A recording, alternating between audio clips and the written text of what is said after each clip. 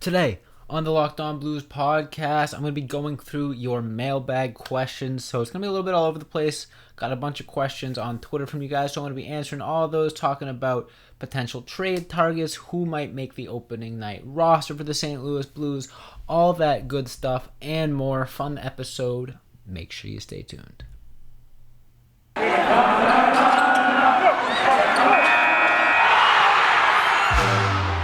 Locked On Blues, your daily podcast on the St. Louis Blues. Part of the Locked On Podcast Network, your team every day.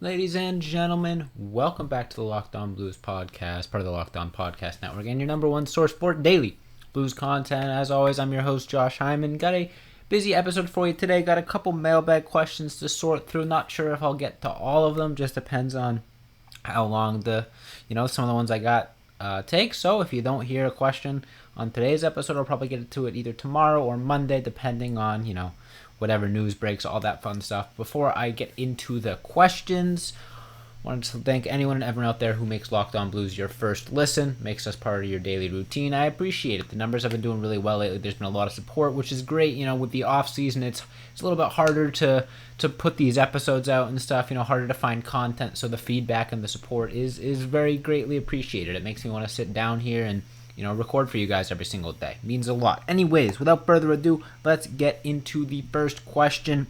The first question is, what is your ideal trade before the season starts?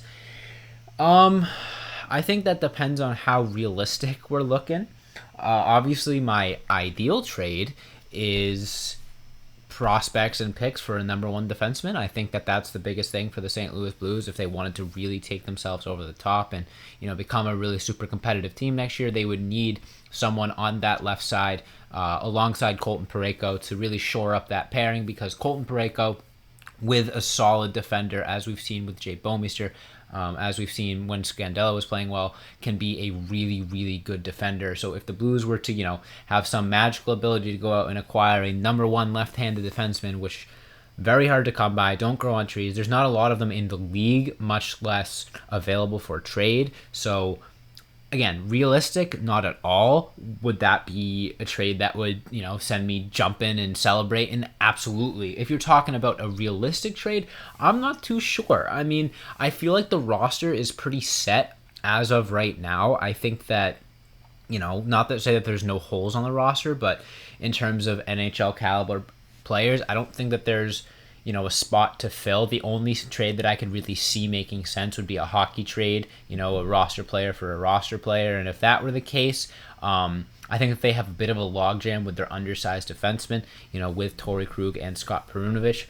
So realistically, if I were to see anything, it would be one of those two shipped out for a, more defensive-minded defenseman. But that is assuming that Scott Perunovich gets consistent minutes, which he may not. He may sort of just continue to be a power play guy and then play very limited minutes at 5v5, which is still fine, but again, is kind of redundant with Torrey Krug. Other ideas, people talk about Tarasenko being traded. I don't think he's going to get traded. I think, especially with the loss of Perron, you can't really justify trading Tarasenko now. So, yeah, I mean, in terms of ideal trade, there really isn't one. I think the Blues are kind of locked in with the roster that they have now. Whether or not that's a good thing, we will see. Anyways, moving on to question 2. How comfortable are you trusting Jordan Binnington given his shaky reliability, high highs and low lows? Yeah, I mean, I think that's a perfect way to describe it. When Jordan Binnington is at his best, he is one of the best goalies in the league. He led the Blues to a Stanley Cup championship in his first ever season. I mean, that is incredibly impressive. He played lights out in that playoff run, especially in Game 7, but also the lows, make him unplayable as a starter. How much do I trust him? I think that this season is the final straw. I think if we get another full season of Jordan Binnington playing inconsistent and losing the starting job, which, to be fair, I don't even know if he can lose the starting job, because Thomas Greiss is not someone I would trust handling starter minutes. And I think that's sort of the same sentiment that the front office shares, that they're sort of saying to Jordan Binnington, hey, you know what? You don't have a Ville Husso to rely on. You don't have a Jake Allen to rely on. Any of the solid backup goalies the Blues have had in the past. This is the first time in a while that I think the Blues have had a really just backup goaltender as their number two. You could argue maybe last year with Husso before he really put it all together, but I think this is the first season where they're really going to go for a 1 and 2 goaltender in a while. And I think this is the end of the road for Jordan Binnington in that sense, where, if he is able to turn it around and put a solid full season together, then boom, he's the guy. But, I wouldn't be surprised if he struggles again and, can't put it together either at the trade deadline or the offseason, more likely the offseason. Jordan Binnington gets traded, and the Blues try to figure something else at the goaltender position. Goaltending is such an inconsistent position that I would not be surprised to see Binnington come in and light it up this season and, carry the Blues to a high seed in the Central Division. But at the same time, I also wouldn't be surprised to see him sort of struggle again and not be able to handle the full starter's load of a full season.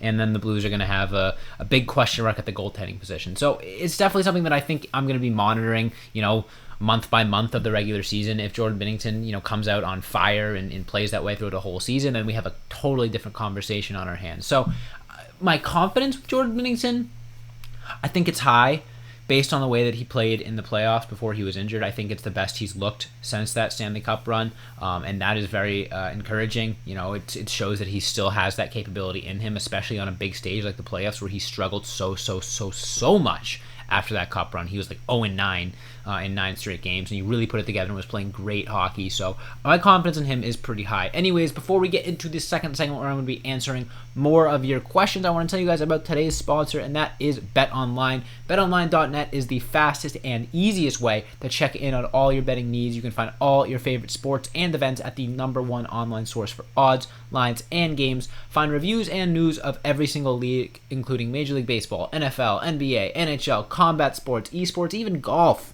BetOnline continues to be the top online resource for all your sports wagering information, from live in-game betting, scores, and podcasts. They have you covered. Head to BetOnline today or use your mobile device. You'll learn more about the action happening today. That's betonline.net, where the game starts. I'll be right back with the second half of today's episode.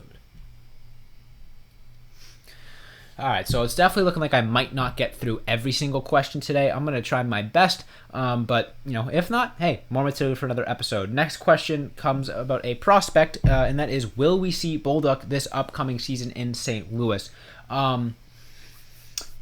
Probably not, and that's not to say that Zach Bolduc isn't a great player.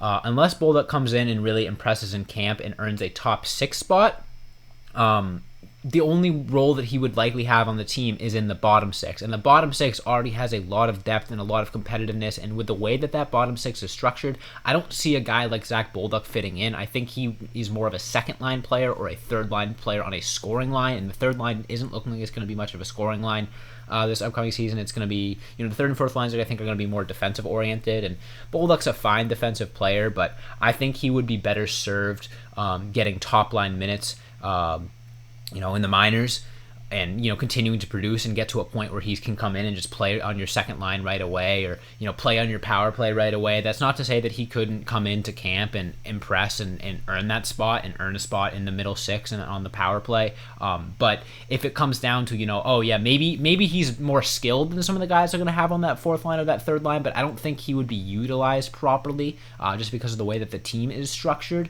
I think it would make more sense to give him more time to grow in a role that's suited for him. The number 1 scoring option on a line, and I don't think he would necessarily be that on the St. Louis Blues right now. Similar to Jake Neighbors, honestly, I think Neighbors has a better shot than Bolduc just based off of how much this organization likes him and his leadership capabilities, but with both of those two, I think the forward lines are pretty set in stone that they would have to come in and really, really impress in camp in order to earn a spot, which could happen. I could be completely wrong. I would love to be completely wrong. This team could use an injection of youth, absolutely. They're, I think, the 4th oldest team in the NHL right now based on average age, so I would love to see them get a spot, but in terms of their development, it might make more sense to keep the young guys in the minors until they're ready to step into a higher role, just because there isn't going to be a whole lot of focus on offense in the role that they would be put in. Craig Berube likes to make you earn your stripes defensively before he lets the reins off and lets you produce offensively. We saw that with Jordan Kyrou. We saw that with Robert Thomas, even, that they kind of had to excel on the defensive end first, and Jordan Kyrou doesn't really excel, but he still doesn't get a ton of minutes, but he wasn't getting a lot of minutes even when he was putting up huge numbers just because the defensive end he was lacking. So I don't know if the Blues would want to do the same thing with Bolduc and Neighbors just yet, but hey, maybe I'll be wrong. I would love to see one or both of those guys with the team this year. Next question. How confident are you in the Blues with this roster versus last year's roster? I'm personally pretty pessimistic. That's not me saying that. That's the question saying that. I'm compared to last year's roster, I think I'm both pessimistic and optimistic, as silly as that sounds. Because with last year's roster, I don't think anyone was expecting Ville Husso to really be the starter that led you to the playoffs. And I also don't think anyone was expecting 9 20-goal scorers to be on the roster, including guys like Ivan Barbashev, who I'm not sure will reach that plateau again. So I was optimistic for last season, but it didn't manifest in the ways that I thought it would. They still had a pretty solid season, but just not in the ways that I was expecting. They got a ton of depth scoring, which I guess, looking at the roster, they had a lot of depth, but there were certain guys that definitely stepped up, that excelled, that I wasn't expecting. Jordan Binnington didn't have the season that I was expecting him to have. The defense was pretty poor throughout the whole season. And for now, I honestly kind of have the opposite expectations. I think the defense is going to be better than it was last season because, as soon as Nick Leddy came in, as much as we can complain and gripe about the fact that they brought him back, and I don't love that contract, and I don't love that that's the only thing they did to their defense, the defense did improve once Leddy arrived, and you can't really deny that. He definitely struggled in the playoffs, but the defense as a whole looked better, and if they can have that league average quality throughout the whole season, I think it'll benefit the team a lot and will benefit Jordan Binnington a lot. That's one of the reasons why he struggled so much, is because they just didn't have a consistent defense in front of him. We saw that in the playoffs when the defense was playing better hockey, that Binnington looked great. So for that reason, I'm optimistic. And the Blues are a team that really relies on their defense and, sort of works from the back out. If the defense plays well, if the goaltending plays well, they will win games. And you can talk about Perron leaving and the offense losing a step. Yeah, that's huge. That is a huge bummer, and that is definitely a reason to be pessimistic. However, there's still 8 other 20-goal scorers on that roster that are still, sticking around. Are all 8 of those guys going to reach the 20-goal mark again? Probably not. But are guys like Robert Thomas and Jordan Kyrou going to improve? Yes. Are they going to improve enough to fill in the gaps that David Perron left? Maybe not. But you can also look at that bottom 6 and say, okay, maybe the top 6 is a little bit worse than it was last year with Perron leaving, but I think the bottom 6 is significantly better with all the depth signings that they made there. So overall, I'm leaning slightly optimistic. However, the first few weeks of the season are going to be very telling, if this team can mesh and gel. Obviously, it looks a little bit different in that bottom 6, so the forwards could take a little bit of time to gain chemistry. But what I'm really going to be looking at is the defense. This is a core that has stayed the exact same. It's going to be guys that have all played with each other for almost a full season now, minus Nick Leddy and Scott Perunovich. So if the defense is looking flat out of the gate and Jordan Binnington is looking flat out of the gate, then I'm concerned. The offense, I think, will be fine. As much as losing David Perron hurts, they have a lot of talent. They have a lot of scoring power on that team, and I think they're going to be okay. I don't think it's quite as drastic as people think. However, I'm definitely cautiously optimistic would be the way that I would describe it. All right, next question. In the same line of the Binnington question, how confident are you in Greiss as a backup? I am neutral on Greiss as a backup. I don't think he's going to come in and do what Ville Husso did or what Jake Allen did or what some of these backups in the league can do, where they can come over and start games, but I think he's going to be a fine backup. I don't think we're going to be sitting here at the halfway point in the season being like, man, if Thomas Greiss was better, we'd be in a playoff spot. If Thomas Greiss, there's no scenario where Thomas Greiss will be the biggest issue with this team. Maybe he'll be a below average backup, and that would kind of stink, and you lose a few more games. But the reason why they brought Thomas Greiss in, and I'm very convinced of this, is because they are saying to Jordan Binnington, look, this is your team. You do not have a safety net anymore. Thomas Greiss, he played on Detroit. He was really bad on Detroit, but in his previous seasons before that, he was fine. He is getting up there in age, so maybe he just doesn't have it anymore. But I think he's gonna do just okay, which is really all you need if Jordan Binnington is as good as he can be. And I think, if we get to a point where Jordan Binnington can't start consistently, then yes, I'm very concerned about Thomas Greiss, because at no point in the last 5 years of his career has he been, a starting quality goaltender. And that's okay, because that's not what's expected of him. So If Thomas Greiss has to become a 1B or, God forbid, a 1A, then I'm concerned. But if he starts 20, 25 games and Binnington does solid for the rest of them, that's fine. He's done his job. All right, before we get into the final group of questions, I'm going to head to one more short break, but got a couple questions left to close out the episode, so make sure y'all stay tuned. Be right back. Okay, 2 questions remaining, so it looks like I will get to them all today, unless some more come in after the episode. First of the last 2 questions, elephant in the room, what is the likelihood that Tarasenko walks for free? I wish I knew the answer to that question. I don't. There have been a lot of conflicting reports.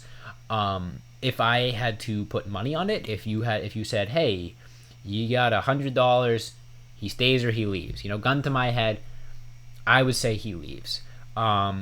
I think as much as the reports may have been blown out of proportion of him wanting to be traded, there are still some legitimate reports that, he was unhappy. He was very upset about not being given the captaincy.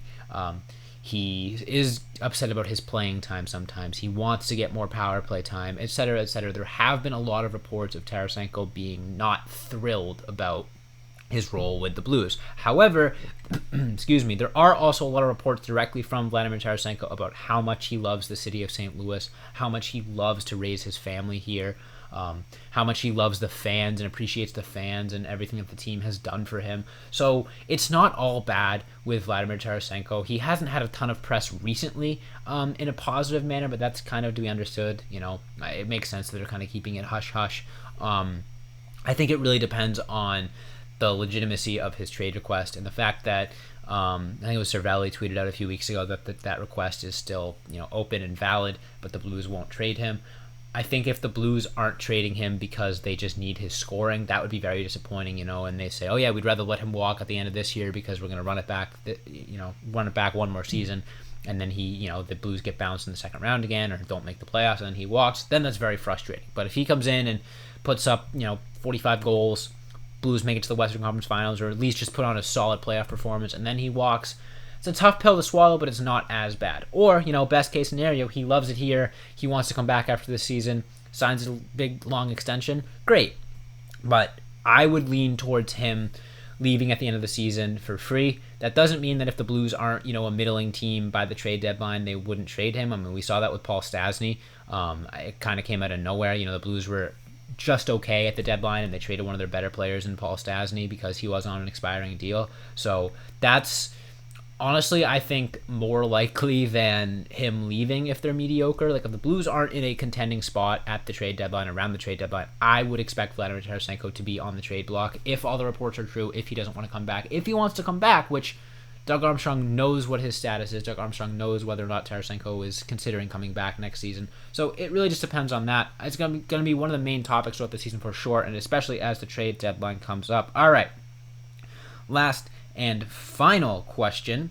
You have said before, as have I, that the Blues would only need a retool to transition instead of a full-on rebuild. Are you still in that camp? Does losing Perron and Husso for free and possibly Tarasenko for free change things for you?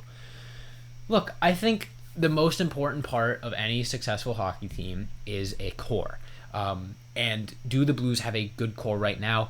Absolutely. Ryan O'Reilly, amazing. Has he lost a bit of a step? Yeah, but he's still amazing. Vladimir Tarasenko, really good player. Maybe he wants to leave, still a really good player. Braden Shen, really good player. Not a number one center, but a really good player. Colton Parayko, really good player. You can have your criticisms wherever you want, but he's a good player.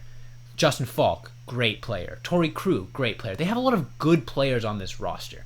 And that's only for me to say, I did leave out some guys, and that's the whole point, is for me to say, even if you get to a point where those guys are too old for your team, you have Robert Thomas and Jordan Kyrou. The Blues have called Robert Thomas the next face of the franchise, and Jordan Kyrou, as much as he isn't the favorite in the locker room by Craig Berube, he doesn't get quite as much ice time as some people would like. He is still a really, really solid player and is incredibly dynamic, incredibly skillful. Jordan Binnington, similar, not too old, has shown flashes. So no, if you lose Tarasenko for free next season, you don't need to go onto a full-on rebuild because you have enough players on your team to still be competitive. The Blues could lose Vladimir Tarasenko right now and still make the playoffs in some scenarios. Obviously that's not ideal. I wouldn't want them to just trade Tarasenko for prospects and just, trot out that roster, because they would definitely be lacking some scoring punch. But I still think that there's enough of a core remaining, even with those guys leaving and the guys that are getting older. I think the youth of this roster that does exist is very, very promising. You got guys like Bolduc and Neighbors that are definitely going to be making an impact soon. Hopefully Perunovic, steps it up and really establish himself as a potential top 4 defenseman. There's definitely pieces of this roster that could be, the new core, if that would need to be the case. And when you think of a full-on rebuild, I think of you got the team, like what the Chicago Blackhawks are doing. I don't think there's a single member of the Chicago Blackhawks right now that will be part of their new core when they're competitive again. I could be wrong. There could be 1 or 2 guys in there.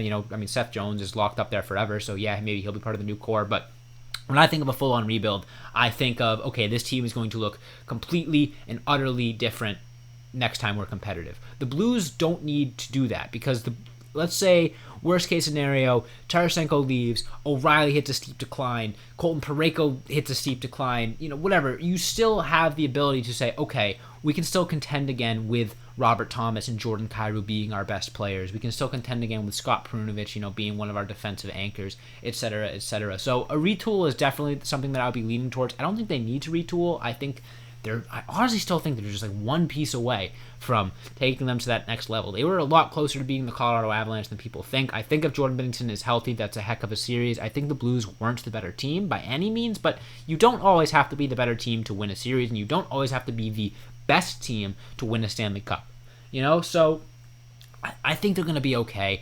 I think a retool isn't the worst thing in the world. We've seen plenty of teams pull it off. Plenty of teams have retooled and instantly turned it around and become a really good team. I think the Florida Panthers are a good example. They kept some of their core members, Alex Barkov, Huberdeau, Ekblad, and they retooled a little bit, added some more pieces around them, and then became one of the best teams in the NHL. So I don't think the Blues are in a situation where you need to look at hitting the panic button and blowing it up yet.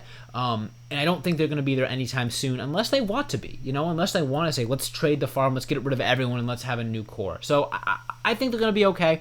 Next season, though, is really going to be extremely telling. The team could look very different in 2 seasons from now compared to this season. I still think Robert Thomas and Jordan Kyrou are going to be here. Scott Perunovic, probably most of the defense is still going to be here. But other than that, there could be a new look Blues in the best way possible, and that would be the retool that I would imagine. That being said, though, that is all the time I have for you guys today. I want to thank everyone out there so much for listening. So make sure you hit that follow or subscribe button on whatever podcast platform you're listening to me on.